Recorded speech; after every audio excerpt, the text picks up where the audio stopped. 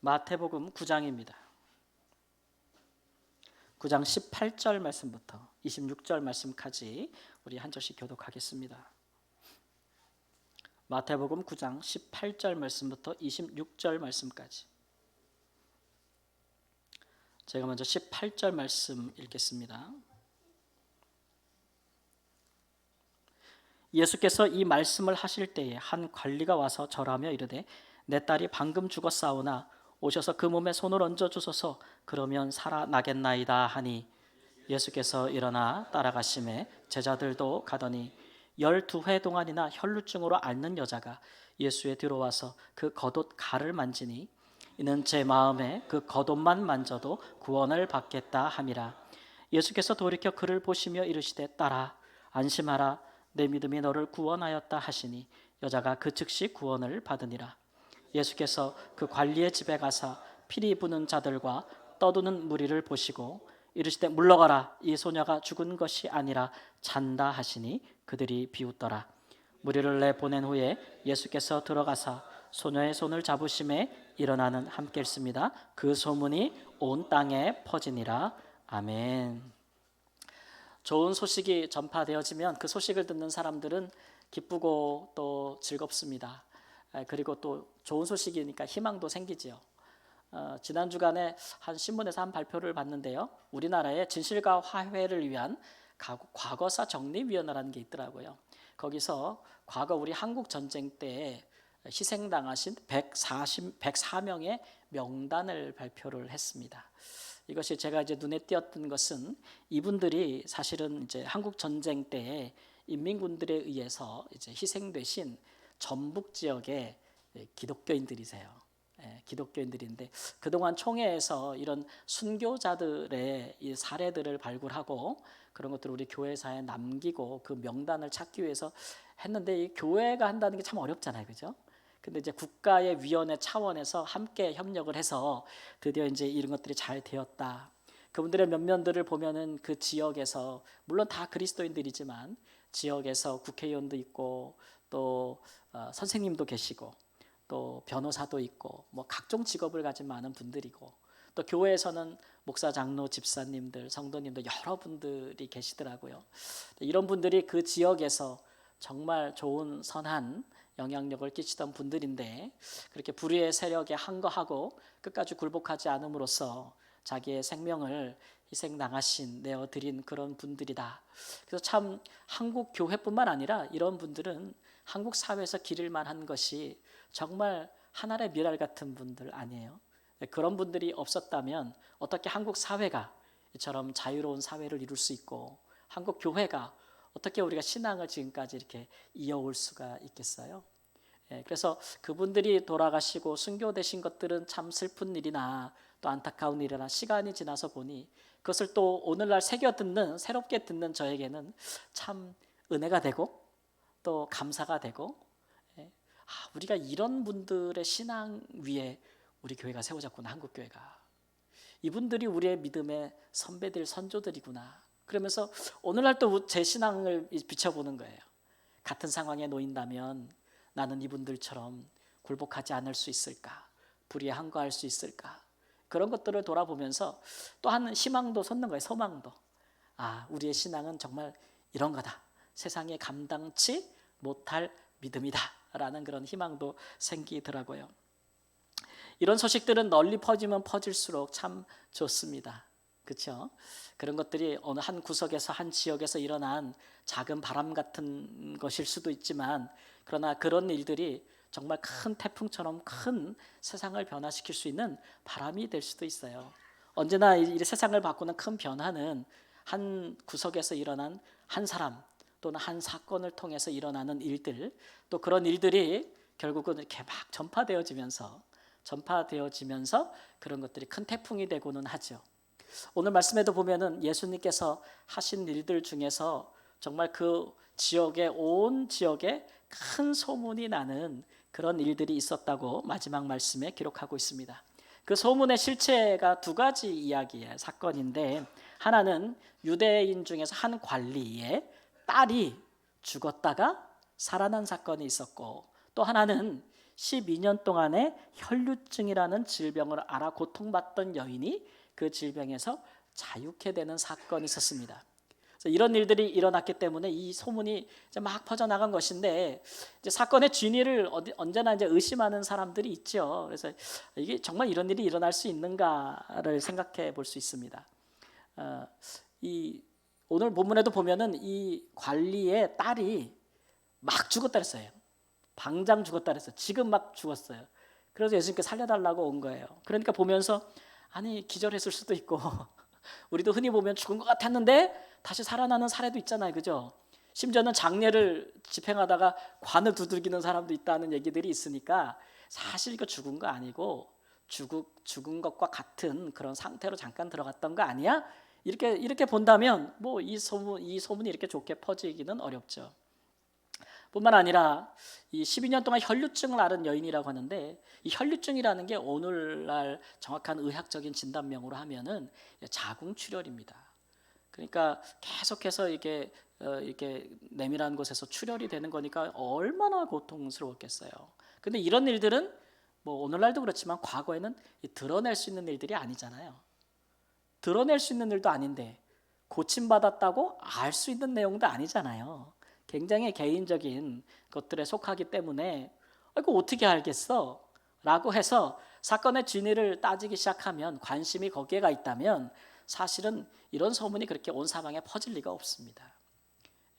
저희가 주목해 볼 것은 이 사건의 진위도 중요하지만 더 중요한 것은 이 사건이 일어나게 된 배경과 서사예요.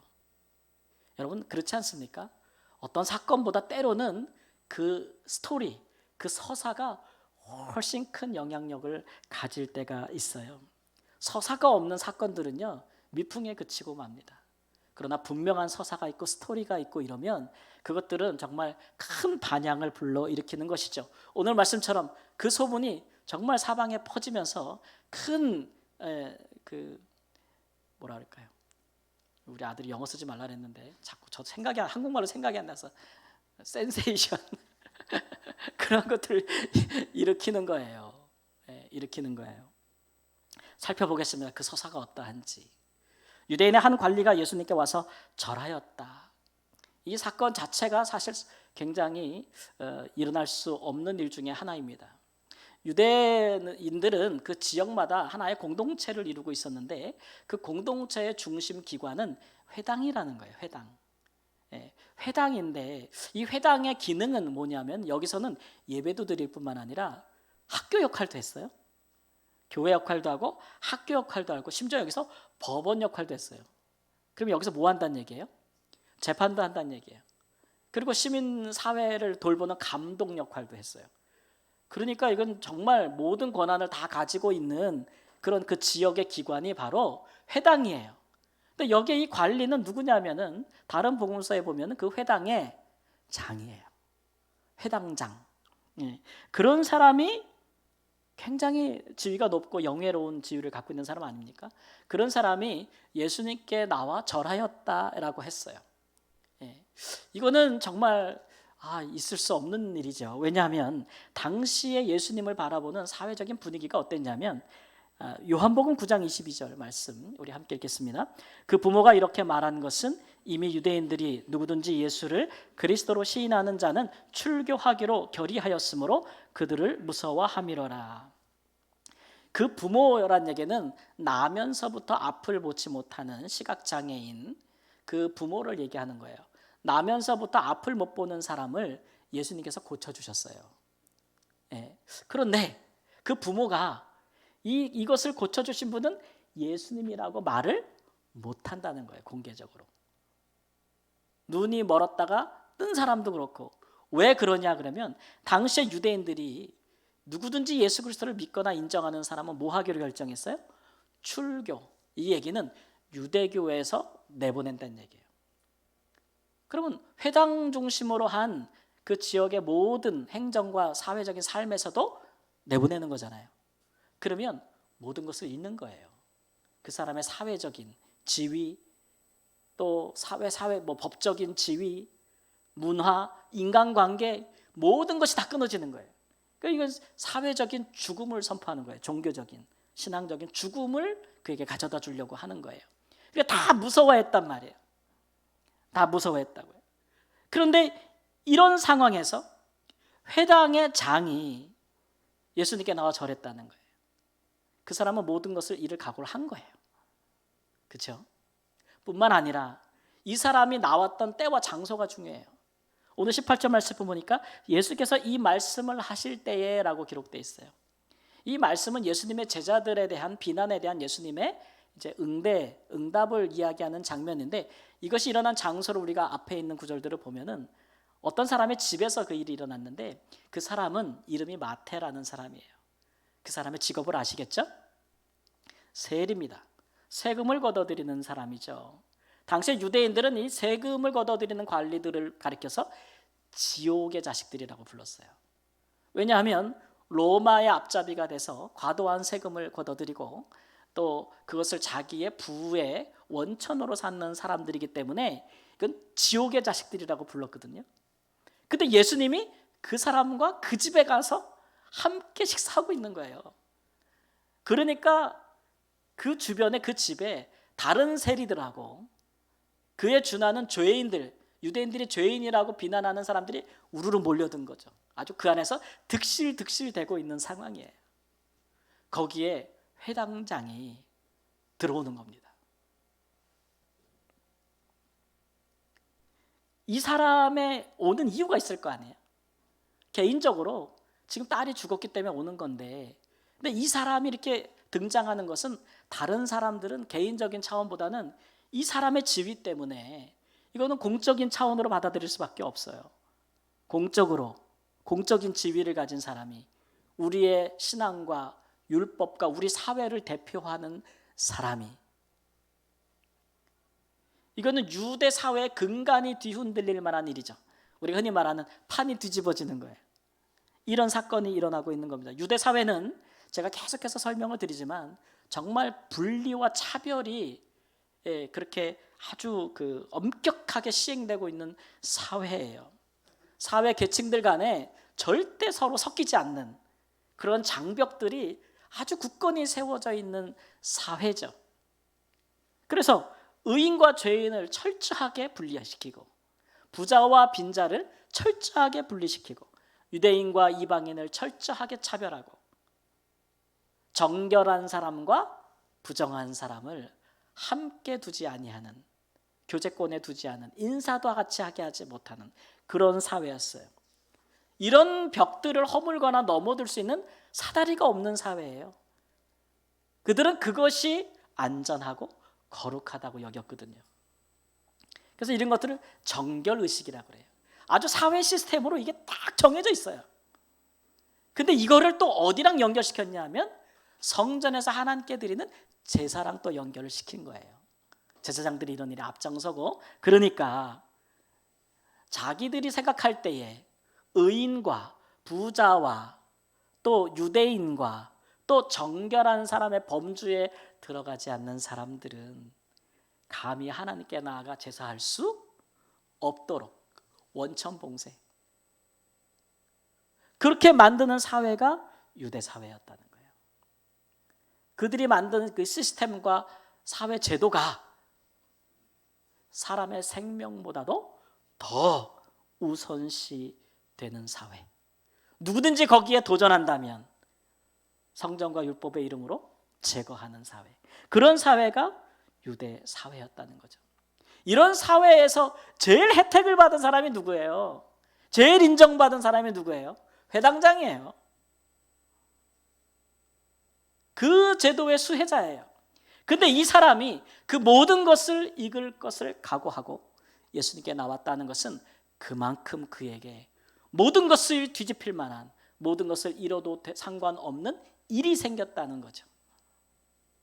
그게 뭐예요? 그의 사랑하는 딸이 지금 죽은 거예요.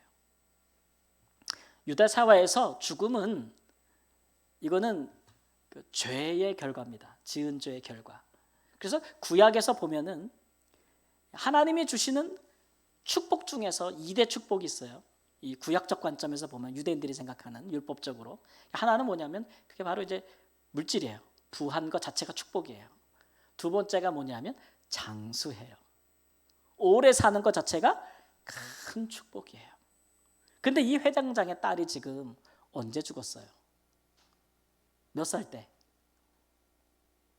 이건 대답하라고 묻는 말이 아니에요. 몇 살인지 성경에 안 나와 있으니까.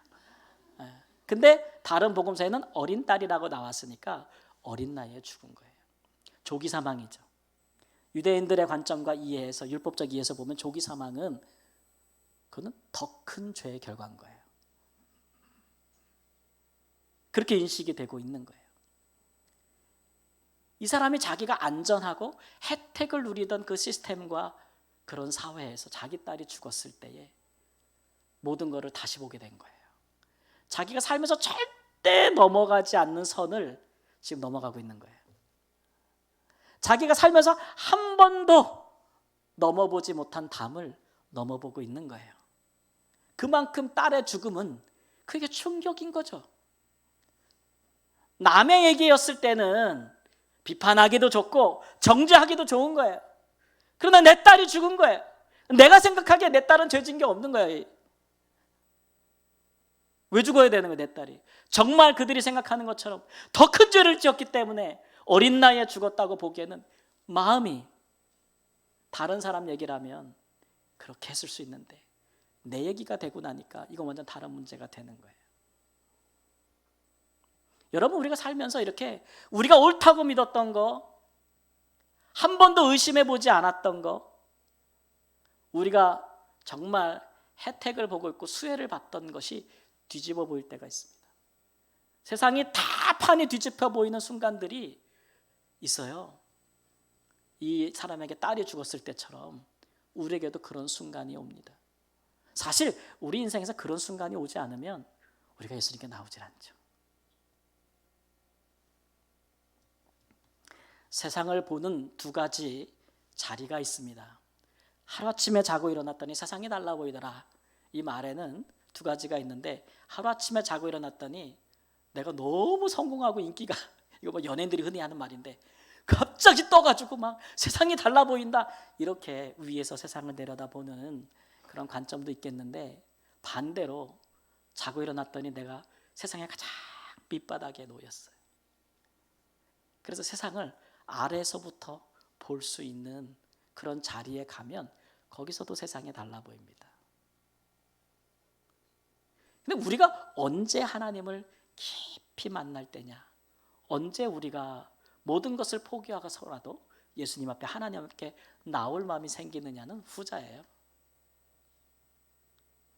정말 하나님, 우리가 세상에서 정말 밑바닥에 떨어졌을 때 세상도 달라 보이고 하나님의 말씀도 달리 느껴지고 다 다르게 느껴지기 시작해요.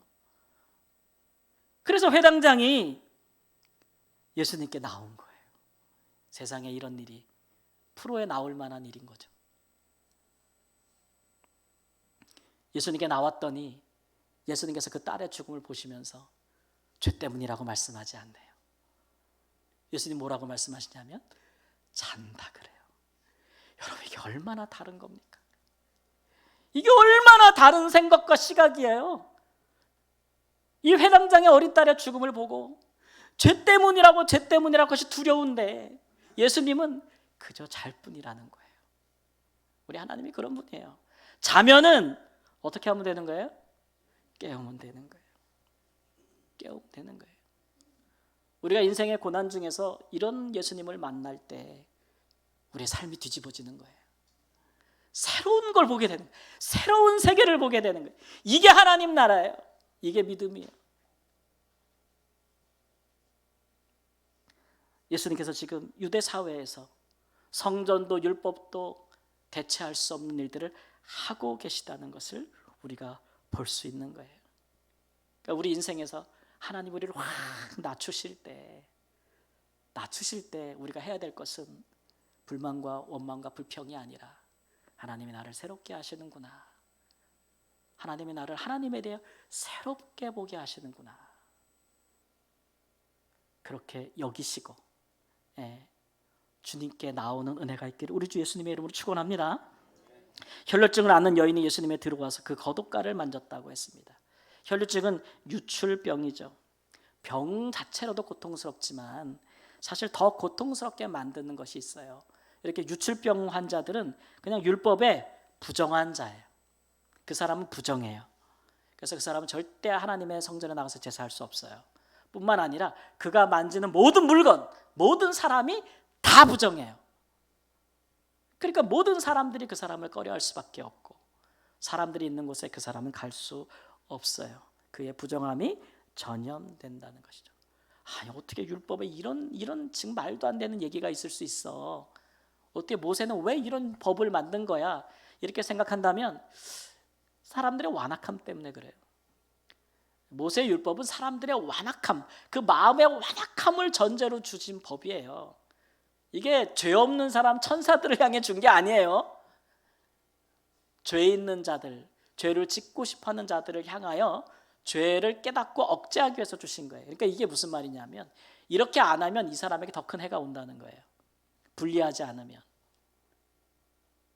이런 부정한 사람들은 사람들이 어떻게 한다고요? 죽여요. 나병 환자들, 문둥병자들, 피부병 있는 사람들, 사람의 마음의 완악함으로는 죽이는 거죠. 살리기 위한 거예요. 살리기 위한 거. 분리시키면 살잖아요. 그리고 그들이 정한 후에는 다시 회복될 수 있는 것들이 법으로 정해지는 것인데, 사람의 마음의 완악함이라는 것은 이 율법 자체에 만들어진 의도도 왜곡하죠. 시간이 지날수록 이 법은 이들을 살리기 위한 방편이 아니라 이들을 더 죽이기 위한 방편으로 자꾸 적용되어지기 때문에 이 법을 아주 가혹하게 그들에게 적용하는 거죠. 그런데 이런 부정한 여인이 자기의 정체를 숨긴 채 예수님 뒤로 와서 그의 겉옷가를 만졌다. 유대인들의 겉옷은요, 그 하나님의 말씀을 기억하는 의미, 나는 하나님의 말씀을 사랑하고 기억하고 외우고 준행하는 사람입니다, 계명을, 그런 의미로 그 뇌 귀에다가 이렇게 깃을 달았어요. 깃을 달았어요. 한 4개 정도 달았대요. 근데 당시에 이제 바리새인들과 서기관들은 나는 진짜 하나님 말씀을 너무 사랑하고 너무 잘 지켜라는 의미로 그 깃을 엄청나게 길게 만들었대요. 땅에 질질질질 끌리게. 그래서 예수님께서 그런 걸 보시면서 외식의 한 사례로 보셨어요. 그런 거 사람에게 보이려고 하는 거, 그렇게 사람 앞에 자랑하려고 하는 거, 그거 경건 아니다. 그거 믿음 아니다. 그거 외식이다. 그거 위선이다. 이렇게 지적하셨어요. 그러니까 그렇게 지적하신 예수님께서 그 내 옷에 술에 달린 깃을 길게 하고 다니셨겠어요? 짧게 하고 다니셨겠어요? 예수님은 더 길게는 안 하셨을 거 아니에요, 그죠? 짧게 하고 다녔을 거예요. 그러니까 예수님의 그 깃을 만지려면 어떻게 와야 돼요? 더 가까이. 예수님 더 가까이 와야 되는 것이죠. 어떤 마음이었을까? 두려움, 무서움, 수치심, 한편에는 또 희망, 소망. 예수님의 겉옷을 만지기만 해도 낫겠다고 하는 소망. 여러 마음이 교차했을 거예요. 그런데 그녀를 대하는 예수님의 태도를 보십시오. 따라, 안심하라. 우리 함께 해볼까요? 따라, 안심하라. 예수님께 오면 그 앞에서 정결함과 부정의 장벽은 무너지는 거예요. 그녀는 수치스러운 부정한 자가 아니고 평강을 누려야 하는 하나님의 딸인 거예요. 우리 예수님은 이렇게 달라요. 이렇게 다르셔요. 예수님 당시에 예수님은 이런 분이셨어요. 그러니까 유대 사회에서 소외되고 버림받은 사람이 다 예수님께 기꺼이 나올 수 있었던 이유, 바로 여기에 있는 것이죠. 죄인으로 조기 사망했다고 비난받을 수 있는 회당장의 어린 딸, 부정한 여인으로 낙인 찍혀서 격리되었던 이 사람에게 생명과 정함을 주신 분이 우리 예수님이다. 우리 예수님. 이것이 우리가 살면서 우리가 예수님을 믿어야 되는 이유예요. 우리도 회당장이나 이 여인 같은 상황에 빠질 때 뒤로 물러가지 않고 가능하면 예수님께 나아가야 되는 이유죠. 거기에 생명이 있거든요. 거기에 거룩함이 있는 거예요. 여기서 그치지 않고요, 예수님께서 너는 나를 따라라고 하신 이유도 거기에 있어요. 그러니까 우리도 그리스도인처럼 예수님처럼 살라는 거죠. 우리도 예수님처럼 살라는 거예요. 우리가 이것이 예수님을 믿고 따르는 이유라는 것, 여러분 다시 한번 가슴에 새기시기를 바랍니다. 우리 사회가 지금 의대 증원, 의료 개혁 이런 것으로 되게 막 혼란스럽고 정리가 잘 안 돼요, 그렇죠? 이게 의료 개혁이냐 또는 의사들 밖으로 싸움 지키기냐 서로 막 논쟁도 많고 막 그래요. 서로 단체들 간의 정부와 이견도 있고 서로 줄다리기하고 팽팽해요. 예. 근데 이제 이런 걸 보면서 다들 자기 생각들이 있고 자기 입장들이 있으니까. 근데 한편으로는 저는 이제 우리 사회에 우리가 그동안 되게 안전하다고 되게 좋다고 믿었던 우리나라 의료제도 시스템의 민낯을 보는 것 같아요. 예. 그러니까 어떤 걸 보냐면은 생명이 우선시되지가 않네요. 이런 논쟁과 싸움에서 환자 단체와 생명을 잃어가는 기회, 치료받지 못하는 자들의 목소리는 크게 들리지 않아요. 크게 다뤄지지도 않고 또 이런 상황에서도 어떻게 해서든지 환자를 살리기 위해서 자기의 모든 것을 던지고 있는 의료인들에 대한 이야기도 잘 들려지지 않네요. 이런 우리를 정말 낙담하게 하는 소문보다는 이런 상황에서도 생명을 귀히 여기고 있다고 하는 사람들의 이야기들이, 예수님 같은 사람들의 이야기들이 우리에게 들려져야 되지 않겠습니까? 제가 아는 어떤 의사분은 그렇게 얘기하시더라고요. 환자들은 돈만큼 치료받으면 안 된다. 아픈 만큼 치료받아야 된다. 이렇게 그것을 신념으로 삼고 실천하는 의사분도 계시더라고요. 예, 정말 이거는 우리 그리스도인들이 해야 될 말이다. 예, 우리 기독인들 중에도 얼마나 의사들이 많겠어요, 그죠? 예, 이런 상황에서 그 의사들도 여러 생각을 할 거예요. 두려움도 있을 거고 걱정도 있을 거고 우리가 그걸 그 안에 들어가지 않는 이상 그걸 다 할 수가 없죠. 근데 이런 위기 상황에는 세상을 다르게 봐야죠. 정말 이때가 우리 그리스도인 의사들이 정말 예수님과 같이 서야 될 때구나. 그런 일들이 있어야 될 것이라고 생각합니다. 제도와 시스템 완전합니까? 우리가 사는 사회에서 의료계만 이야기하는 건데 사회의 다른 구석은 여러분 어떻습니까? 완전합니까? 온전합니까? 아무리 시스템이 좋고 그래도 사람의 생명보다 귀한 것은 없습니다. 이런 일들에 예수님처럼 그 사회에서 자기 역할을 해야 될 그리스도인들의 역할이 너무 필요하지 않습니까? 제가 어떤 분의 글을 읽었더니 이분은 또 아주 이번에 22대 국회의원 된 사람들 중에서 또 기독교인이 몇 명인지 또 조사한 분이 있더라고요. 참 대단해. 정확히 말하면 89명이래요. 30%, 정확히 말하면 29%, 30%에 육박한다. 예. 근데 그분이 이렇게 썼어요. 30% 정도 되는데 과연 우리에게 희망이 있을까? 예. 30%면 적은 게 아니잖아요, 그죠?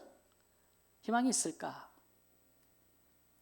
이 물음에는 그동안에는 아무리 우리가 다다익선이라는 게 있잖아요, 그죠? 많으면 많을수록 좋다. 그런데 반드시 그렇지 않다는 것도 우리가 좀 많이 배워서 이미 알고 있어요. 특히 정치 영역에서는 그렇다. 미국의 사회학자 로버트 벨라라는 분이 있는데 이분이 정치와 종교의 교묘한 역학관계에 대해서 연구를 많이 하고 글을 많이 쓰신 분인데 이분이 이렇게 종교사, 교회사들을 연구했더니 이런 얘기를 하시더라고요. 많이 필요 없대요. 기독교인들이 사회를 바꾸려면, 변화시키려면 머릿수가 많이 필요 없대요. 역사적으로 보면 3%만 돼도 충분하대요. 3%만 돼도 충분히 바꿀 수 있는 사례들이 많다는 거예요. 제가 그래서 봤더니 바닷물이 짠 게 염분이 몇 프로인지 아세요? 3.5%더라고요. 3.5%만 돼도 바닷물 먹으면 아유 짜 이렇게 되는. 예수님께서 우리를 소금이라고 하신 게 괜히 그런 건 아닌 것 같아요. 우리 다 그런 예수님 같은 사람으로 초대받은 거예요. 그게 구원이고 그게 믿음이고 그게 그리스도인들이에요. 우리가 사회에서 세상 속에 살면서 우리가 이런 도전들을 받습니다. 우리 사회에 이미 정해진 시스템과 틀 안에서 우리가 거기 있을 때 뭔가 이거 잘못됐다. 예. 평상시에 그런 생각 안 하다가도 그런 걸 하나님이 보여주시는 순간이 우리 인생에 와요. 그게 하나님이 나를 부르시는 순간이에요. 그럴 때 내가 적어도 여기서 그리스도인으로서 어떤 역할을 하려면, 적어도 예수님을 닮아 따라가려면 우리에게 가장 방해되는 그런 논리들이 있어요. 제가 제 인생만큼 살아보니까 제가 뭔가 있는 곳에서 목회든지 선교든지 뭘 바꿔보려고 그러면은 항상 저한테 묻는 질문들이 있더라고요. 뭐냐면 너 뭐 다르냐 이런 거예요. 너 뭐 달라? 야, 너라고 다른 상황에 놓일 것 같아? 너라고 나랑 너도 내가 겪은 거 다 겪어.